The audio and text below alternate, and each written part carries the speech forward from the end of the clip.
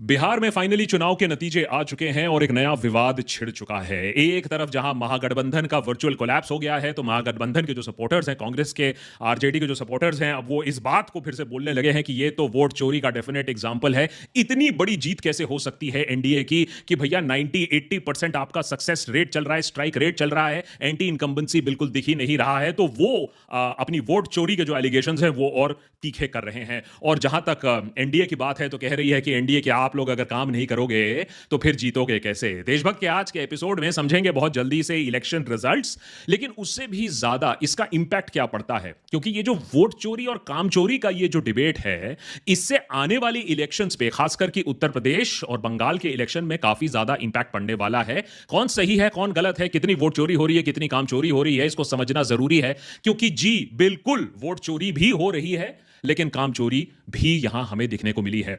Election से पहले ही as a matter of fact जब हमने कांग्रेस की काम चोरी के बारे में एपिसोड बनाया था तो खूब गालियां पड़ी थी कांग्रेस पार्टी से। वो एपिसोड देख लीजिएगा, Congress the weakest link, election से बहुत पहले बनाया था। तो ये इन हाइंडसाइट वाला पॉइंट नहीं बता रहा हूं।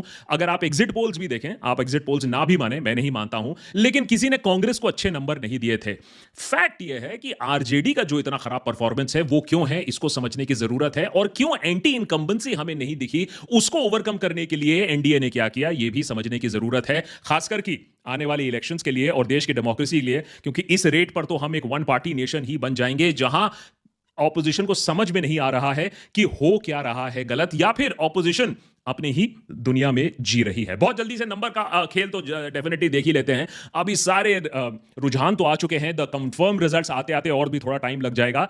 19-20 हो सकता है, लेकिन as of now BJP 91 and JDU 83।